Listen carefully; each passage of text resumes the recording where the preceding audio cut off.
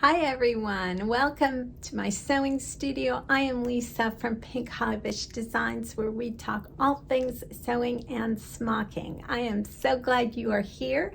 Today we are talking smocking, and I have 10 tips for you on how to pick your thread or floss colors for your next smocking project. Now, picking floss colors for a new smocking design is one of my favorite things to do. It's part of that great creative process that I love, but sometimes it can get to be a little bit tricky. You think it'll be no problem, you pick out your colors, you start smocking away, particularly if you're smocking on a print, which I love to do, and all of a sudden you find, gee, my smocking isn't showing up. And of course, you're doing all this hand work. You want that smocking to show. You want it to be part of that overall lovely design, but you do want the smocking to show. So that can be one problem. The other problem you might have is maybe you're smocking on a solid, or you're smocking on a simple print such as a stripe or a check, but you find you're stuck in a rut and you're always sort of picking the same colors, maybe those same blues or greens or pinks that you love, and you think, gee, I really would like to do something a little bit different, maybe a little bit more modern, but I just don't know how to figure that out or do that. So I'm going to address both those issues and go through my 10 tips for how you can branch out, maybe expand your wings, try some new colors, and make sure that your smocking is going to show up. So before I delve into my tips, I have a quick little story for you. So a couple years ago, I was using this really cute red rosy print, and I was going to make a smock bishop for a good friend of mine who was going to have her first granddaughter. And I pleated up the bishop, picked a couple different reds, started smocking along, thought no problem. Well, got a few rows in and realized, yeah, my smocking wasn't showing up at all, just like I said. Pulled it out, went a little bit darker, that didn't work. Went a little bit lighter, that didn't work. Switched to the pink, even though I wanted to use the red. Started smocking with the pink. No luck with that. Didn't matter what shade I chose, I could not get any of the smocking to show up on this print. I didn't want to use the green because I was really afraid that this would then read Christmas, which I was making this a short sleeve little dress. I didn't want it to read Christmas. So I really was beside myself and did not know what to do. Well, yes, I figured it out, and that is tip number 3.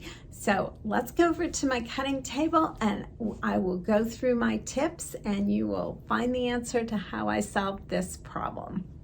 All right, tip number 1 is go lighter or darker. And that's probably the tip you are most used to. So if you look in this bonnet, you'll see that I've pulled the colors that I smocked it with straight out of the print, but I went darker and also lighter. So the gray is darker than the gray in the print. The yellow is lighter and brighter than the yellow that's in the print. The pink is brighter as well, and so the whole thing does stand out on the print. Tip number 2 is assess the print. And that may sound a little bit strange, but if you look at my red rosy fabric here that I had trouble with, you might notice that there is an even distribution in this print of both the red and the pink. There's also an even distribution between the background and the print colors. So there's about the same amount of both print and both background. And that is what partially created my problem. If you look at this print, you'll notice that it's more evenly, that is not the case. While there is the coral in it, there's much more of the gray than the coral, and that's why when it pleats up, that coral really can stand out. Where with my red rosy, the red and the pink was just disappearing even when I went lighter or darker. So tip number 3, and how I solved the problem with red rosy, is look for the hidden shade in the print. If you look very closely, you'll notice that the stems of the flowers are a gray blue, a dark gray blue, and that is what I ended up smocking this little dress in, and it stood out beautifully. Okay, tip number 4 is pleat the fabric before picking the colors. I think everybody I know who smocks has had an experience where they've pleated up the fabric and it looks very strange and it's had odd blobs or problems that they didn't like. But it also can work and you can get some good surprises. As I said here, when you pleat up this fabric, you'll notice that bright coral flowers kind of disappears and doesn't really show up in the pleated area. So then you can very easily smock with this dark orange color and have it stand out with no problem. Tip number 5 is stand back to assess the color. And again, I mentioned this with red rosy. If I had done it sooner, I might not have smocked as many rows before I had to rip it out. But when I stood back and looked at the garment and at my smocking, I realized the smocking wasn't showing up at all. Tip number 6, choose a densely smocked design so that your smocking stands out. In this adorable top that my friend Kelly made, she chose a very densely smocked design with the rows of stitching close together in order to make sure that it showed up on this bright Liberty print. It's important to know that a cable stitch will show up better than a trellis stitch, and multiple rows of trellis will show up better than one row of trellis. A smocking design where the rows are closely spaced together is going to show up more than one than where the rows of smocking are spaced farther apart. If you are interested in smocking but you don't know where to start, I have a whole video called Get Started Smocking, so I will link to it up above. It will walk you through everything you need to get started. So jump on over there, check that out, and then come on back and hear the rest of my tips. Likewise, tip number 7, save your embroidered embellishments such as bullion roses for a solid or simple print, such as a check or a stripe where they're going to be noticed. Also, similar to the previous tip, a denser embroidered element will show up more than a delicate one. So a bullion rose will show up more than a flowerette, and a cast-on flower will show up more than a bullion rose. Tip number 8, consider adding a ribbon, as I did with the Smocked Bishop, to emphasize the red color that you want to highlight, or whatever color you want to highlight.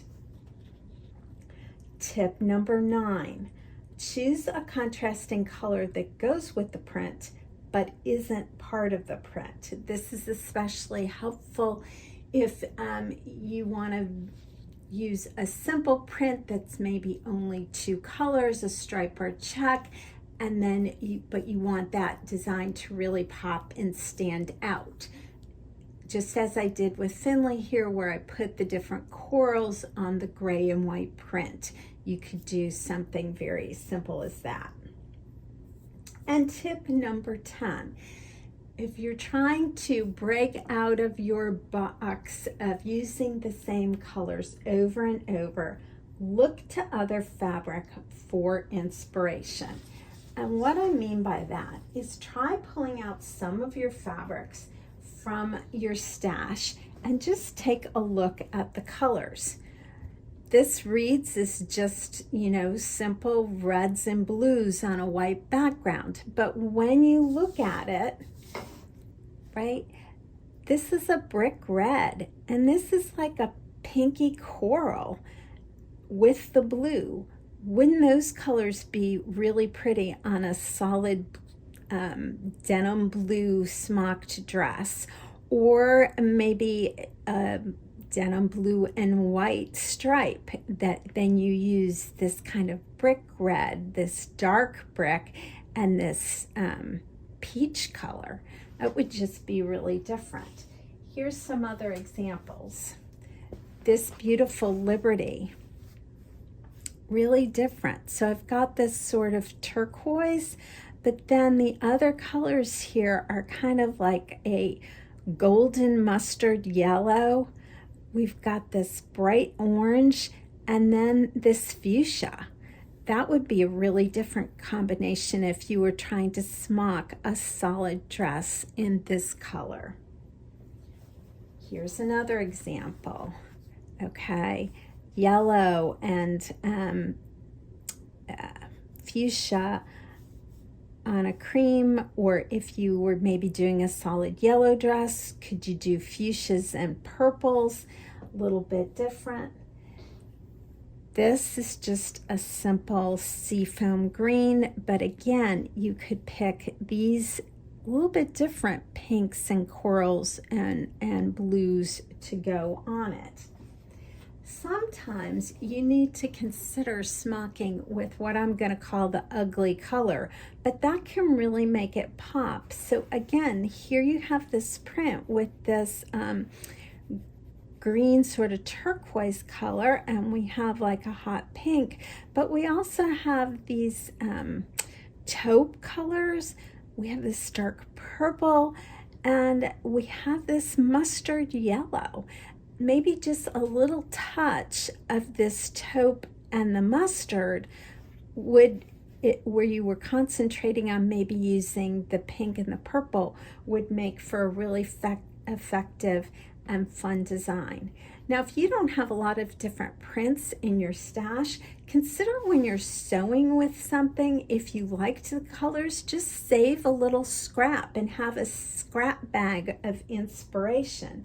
Or go to the fabric store with your camera and just start taking pictures of prints that you think are fun and pretty to just educate yourself about color and trying some different combinations.